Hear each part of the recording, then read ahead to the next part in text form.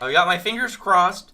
The fact that they're teaming up, that Andy's team and Rip's team are going to form what looks to be a temporary truce against the Ada Uma, and the reason that I'm very much for this is very obvious. If you've watched my last like two reviews, I this guarantees me no damage and no danger is going to come. Well, maybe a little damage and danger, but the life of this little rabbit kid should be protected.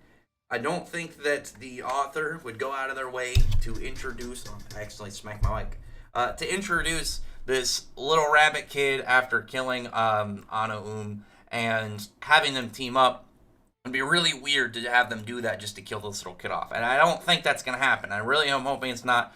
I think the kid is funny so far. I liked even this chapter how I like the interactions between him and Andy were going. So fingers crossed on that. But like the chapter starts out, there's the dying words from Ano-un. Again, I didn't see that coming. I didn't see that they were going to kill this character off. I thought it was going to be somebody that introduced to the cast.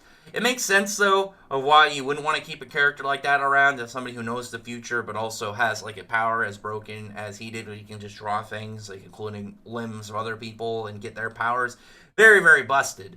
But while it was happening, you got a flashback for Izumo, and there's like a scene where some kid's mom is yelling and upset that her kid got hurt to Izumo's grandparents, because we know that she had to grow up with her parents because the first time she actually used her powers, it led to her parents' death. And there's a very sad moment, like she had no idea about her powers. Nobody knew anything about that. Like even the other kid was like, it was an accident. He has no idea, and she just is in tears. She's all sad, and people are hating on her. And there's like a part where she's at the shrine of her parents, like at their, I don't know what those exactly are called. Like I know it's like a Japanese thing where they have that like a shrine built for a family member that's dead, and there's a manga volume, assuming that's the one that the Ano Un wrote, that is Izumo's favorite. Actually, would it be, or would it be before that? Actually, I don't know in the timeline where like Ano Un's. Actually, no, it says there. It says on the panel.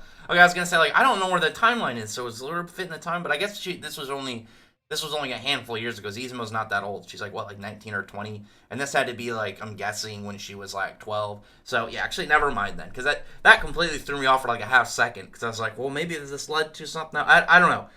Anyway, you have Izumo reading the manga, and there's like a part where it's like her parents died, and you see her starting reading it, and then her grandparents died, and she's still continuously still reading her manga. And there's again a really sad part, just like her at the end, when she's like saying how, despite everything else, reading is what kind of kept her living, and it was her joy in her stories that managed to keep her from wanting just to end everything. And we know that that's not even like a maybe, because at the start of the series she was trying to kill herself. And why that's important, obviously, is Ano Un, though we didn't really know him that much. We know a little bit of his backstory and stuff. And Izumo and them didn't know him very personally, but she, having read all of his stories, just tied to that, tied to the memory that we're seeing, is very important to her. And I thought that was just a nice, touching bit for both Izumo and Ano-un in this arc. It was really nice. I think the fact that we knew that about her, and the fact that we knew aspects of her past where this all kind of connects to, just gives Ano-un a little bit of a boost in his character, just in relation to Izumo, but also in the sadness behind the death. But Rip is upset. He's like, why would you call me? Why would he call me a hero and stuff? Like he's not all happy about it, and it looks like because we know that he isn't like evil. He seems to be one of those bad guys where he's only an antagonist for like his own personal reasons. Because I'm guessing that he is one of those, he's fine with doing whatever bad stuff he wants to, because he wants to eventually get stuff to reset so he can prevent Lotless sister from dying, because he doesn't want to live in this in this timeline where she ended up dead.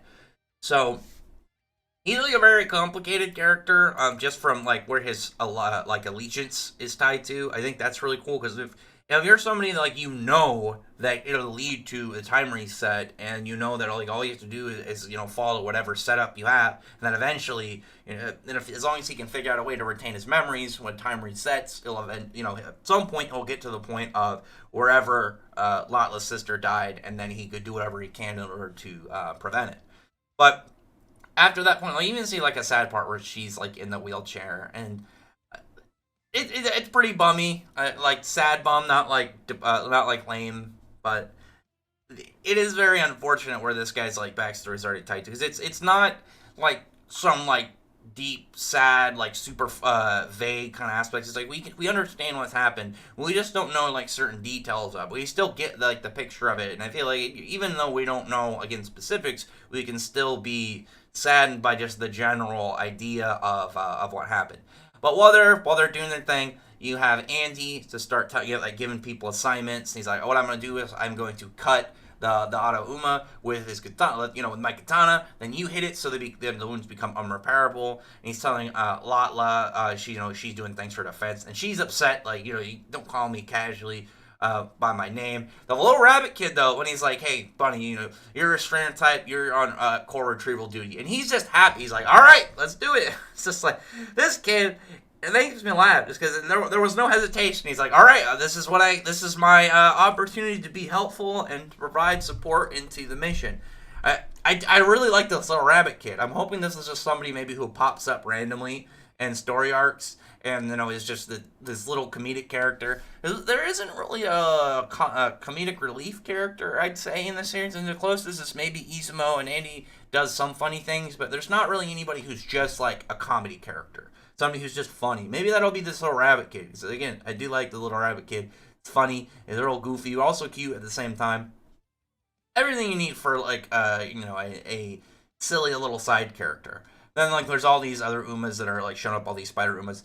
I actually forgot about the weird aspect of its power, like, turning things into books. There's, like, a part where it slashes the ground, and you see, like, all of these books, like, just cover up the area. I completely forgot about that. That's a weird-ass power, just in general. But, near the end, like, the Auto Uma, like, changed form. And we know that they could do that, but it was really weird that it became, like, this big... It looks like a Digimon. It looks like some evolution of, oh my god, what was her name? The evil version. I think it was Devi Womanmon or something? I'm gonna look it up. Let me see. I'm messing with female devil Digimon. I completely forgot what her name is. Lady Devimon. It looks like an evolution of that. Because, like, I look at it, and it makes me think of the version of Myotismon from Digimon 02, but a chick. And I'm sure anybody who looks at, like, the picture and then goes and looks at, like, the Digimon I'm talking about, like, can understand, like, huh. Maybe, actually. But I just thought that was kind of funny, because at no point did I think this big, weird eyeball eyeball spider monster thing was going to grow titties. But it is what it is. At the end, again, I obviously really like this panel. I really like seeing all the characters kind of, like, in a joint spot with each other. Because we know at least, like I said... Rip isn't evil. He's aligned with these bad guys for his own goal, and I can fully understand the logic of if you're going to reset time anyway, do some form of reset, then it doesn't really matter if you do bad stuff here, because, like, all those people that you do bad, like, if you kill somebody or whatever, the time resets, and you know it's going to reset, then it's like, well, then what does it really matter? Again, it's like a weird thing that you would have to get into, like, the knowledge of all this to kind of understand it, because... It'd be like, it's like killing someone almost in Dragon Ball, where it's more of an inconvenience. You're on the bench for a little bit. You're not dead, but it's just like you are out for the time being. At some point, we'll have a next round and you can come back. But I like seeing them all group up. I really like this sick, like, motorcycle broom thing. That thing looks cool. But obviously, like, everybody all teamed up against them, I think it's going to be really just fun in general to see it all work out. I'm not expecting any Victor stuff. I feel like Victor doesn't need to show up in all this, and unless Victor will show up and then not, go ape shit crazy again, sure. But I don't think he's at that stage yet where he'd be cool with them enough to just help without consequence. I want him to stay as that, like, almost Sukuna-like person for a bit. But anyway, other than that, though, comment below, thumbs up the video, but friend the like button, subscribe button, and check out my other videos. So other than that, I appreciate everybody's already subscribed. Thank you all for listening. Bye.